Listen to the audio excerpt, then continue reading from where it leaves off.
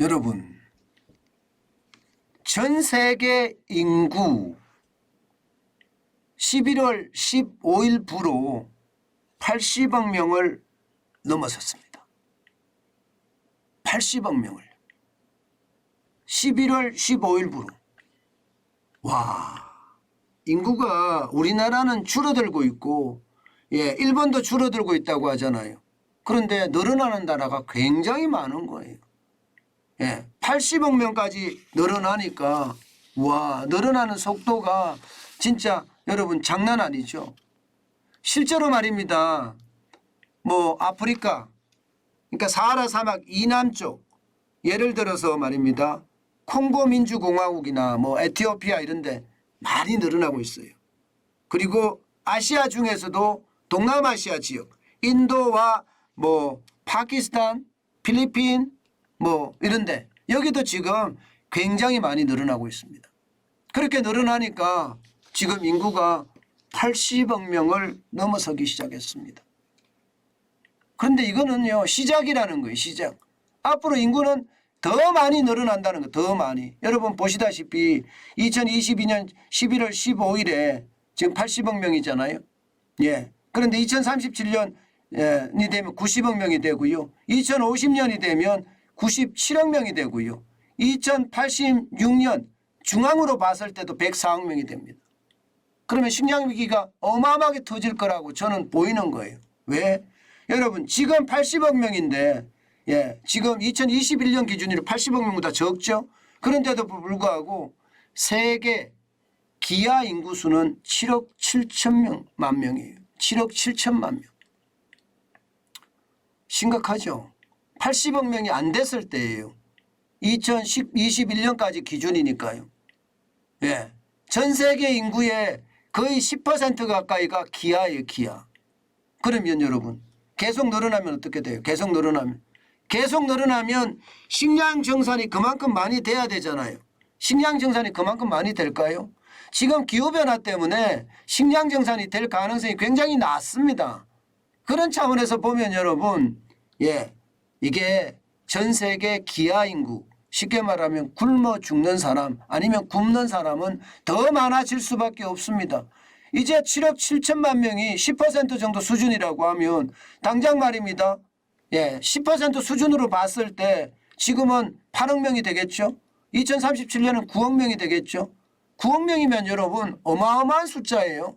어마어마한 숫자. 이게 장난이 아닙니다.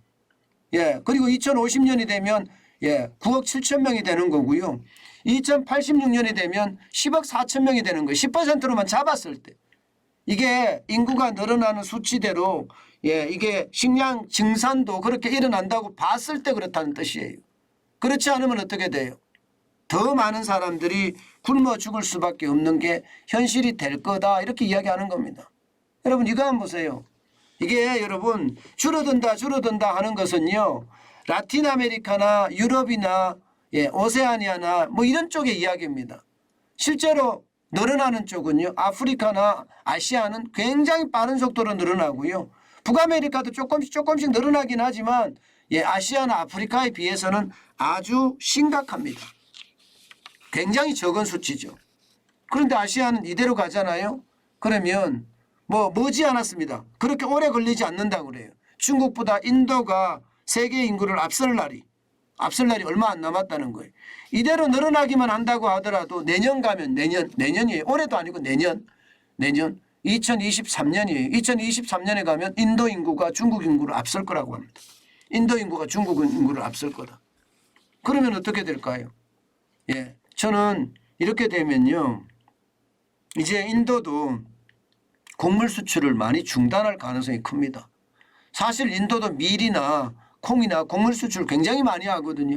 그런데 곡물 수출이 점점 줄어들면 어떻게 될까요?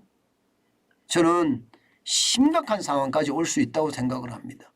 안 그래도 말입니다. 곡물은 지금 여러분 보시다시피 가격이 장난 아닙니다. 지금 여러분 10월 달에 세계 식량 가격 지수가 보면 135.9입니다. 이게 낮은 것 같죠? 낮지는 않습니다. 100의 기준으로 봤을 때 135.9면 곡물이든 유지류든 지금 다 비싸다는 거예요. 다 비싸다. 그런데 이런 상황에서 인구까지 늘어나는데 그럼 더 올라갈 가능성 크겠죠. 저는 그런 생각이 많이 들더라고요. 저는 우리 대한민국 정부가 저출산 대책 굉장히 빠르게 세워야 된다고 생각을 해요. 그러는 한편 말입니다.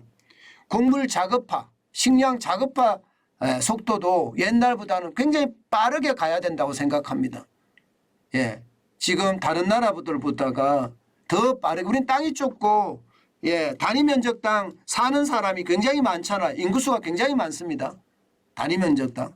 그러면 스마트 농법을 도입을 해서 스마트 농법이 대세가 되게끔, 도시농부가 대세가 되게끔 만들어주는 것, 저는 이런 게 굉장히 중요한 요소라고 생각을 해요.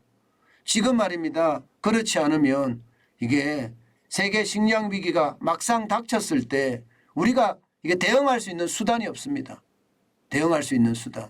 그래서 저는 다시 한번 도시농부라는 스마트 농법이라는 그런 구조를 가지고 농업혁명을 다시 한번 이루어야 된다.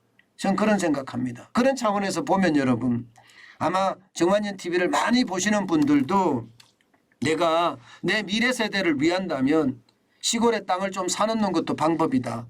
저는 그런 생각합니다. 뭐 저야 시골 출신이니까 땅이 저는 있거든요. 그런 생각을 하면 지금 말입니다.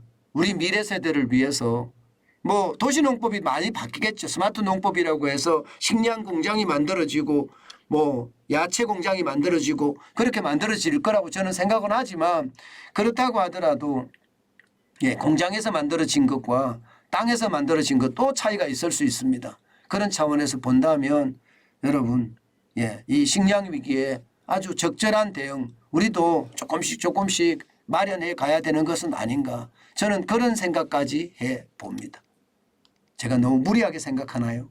그렇지만 반드시 필요한 요소다. 저는 그런 생각도 하거든요.